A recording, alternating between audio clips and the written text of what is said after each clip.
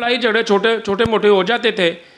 उसी छोटे लड़ाई झगड़ों में मेरे बेटे ने मुझे अच्छी तरह मारा, जितना वो मार सकता था मुझे धोया अच्छी तरह, और मुझे दीवारों से पकड़ के मारा, मुझे जेल भिजवा दिया। मेरा बाईपास हुआ, मैं बड़ी मुश्किल से अपना वक्त पास कर रहा हूँ। दवाइयाँ इतनी महंगी हो गई हैं।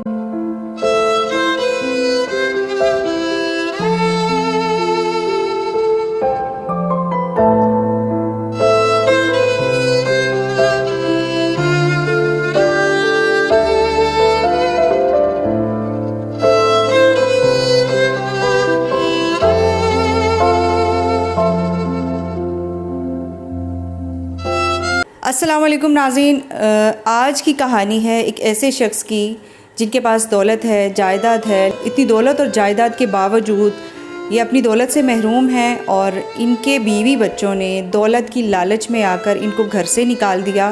क्यों निकाला ये भी इनसे जानेंगे, और आज ये कहाँ रह रहे हैं और अपना गुज़र बसर कैसे कर रहे हैं ये भी हम इनसे जानेंगे। आज हमारे साथ मौजूद हैं मुनीर अहमद साहब। अस्सलाम वालेकुम मुनीर साहब। वालेकुम अस्सलाम।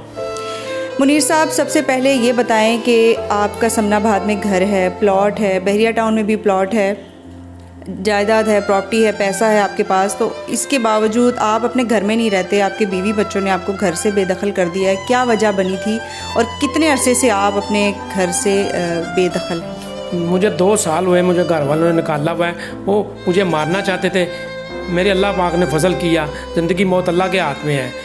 मैं क्या करता, मेरे बहन भाइयों ने, मैं उनके पास रह रहा हूँ। कल दौर में महंगाई बहुत ज़्यादा, मेरे पास नौकरी भी नहीं है।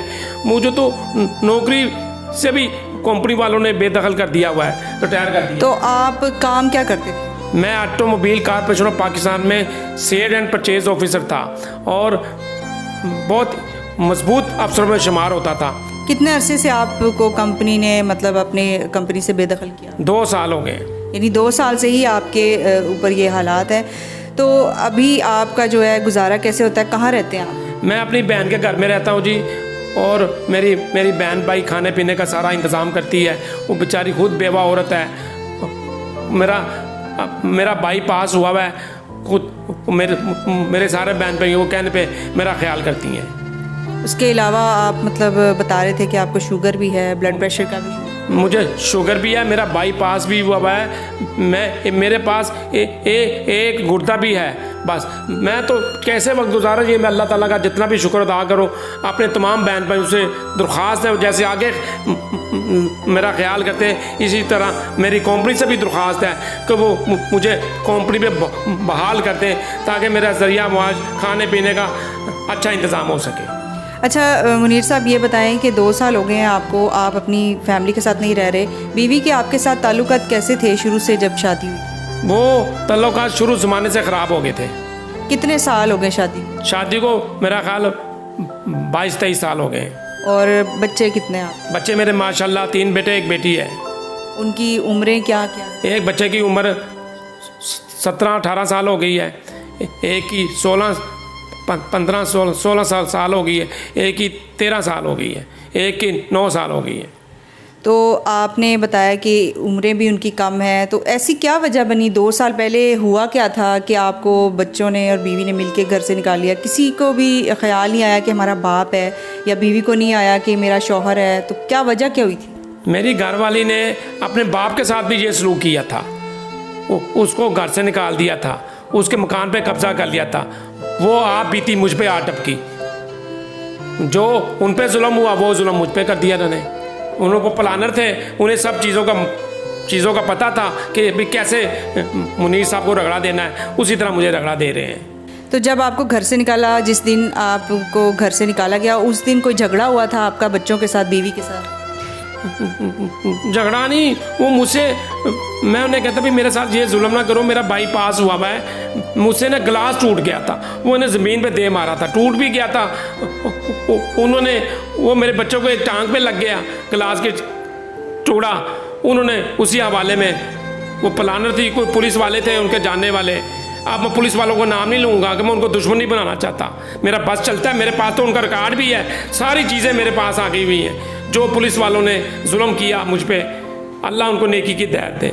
और मैं CCP साहब से भी दरख्वास्त करूँगा कि वो मुझे बुलाएं उन पुलिस वालों को भी बुलाएं जिन्होंने मेरी घरवाली के कहने पे मुझ पे जुल्म किया, झूठ मुझे रगड़ा दे के जेल भिजवा दिया। उसके बाद फिर बेटों ने मिलके बीवी के साथ मतलब माँ के साथ मारने की कोशिश की। 2 मरतबा मुझे मेरे बच्चे ने अच्छी तरह मारा, धोया। मेरा ये तो अल्लाह का फजल था, को बहन भाइयों की दुआएं थी, को खुदा का मुझ पर रहम आ गया कि मेरी जान बच गई। नाज़रीन, इस शख्स के ऊपर इतना जुल्म किया गया, एक बुज़ुर्ग शख्स हैं, इस कदर दुखी हैं कि उनको बाज़ औक़ात याद भी नहीं रहता कि मैं कौन सा वाक़या बताऊं और कौन सा ना बताऊं। मुनीर साहब, आपने बताया था कि केस आपका चल रहा है अदालत में तकरीबन 1.5 साल से, तो आपकी कौन सी प्रॉपर्टी है, क्या क्या है आपके पास? देखिए जी, सबसे पहले मेरी एक प्रॉपर्टी है, बैरिया टाउन में एक प्लाट लिया था मैंने, पैसे मैंने खर्च किए थे और वो प्लाट मैंने आधा अपनी घरवाली के नाम पे कर दिया, आधा मेरे नाम पे है। 10 मरले का वो प्लाट है।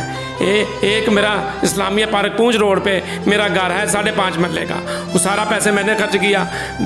मैंने कोई धोखा नहीं किया, मैंने फिर भी उसे 50% दे दिया।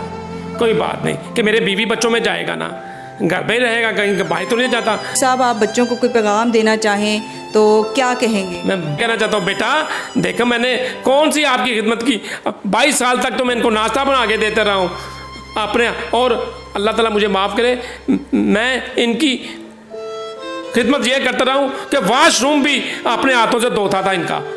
ये मैं अल्हम्दुलिल्लाह मुसलमान हूँ। और इसकी माँ हालांकि नाराज़ हो जाती थी बच्चों की कि ना भी आप यहाँ तक ना करें। मैंने कहा कोई बात नहीं, मेरी औलाद है, मैं खिदमत कर रहा हूँ, आज इनकी खिदमत करूँगा तो ये मेरा ख्याल करेंगे। कभी स्कूल में जाके बच्चों से मिलने की कोशिश? मैंने जनाब आला 4 मरतबा कोशिश की।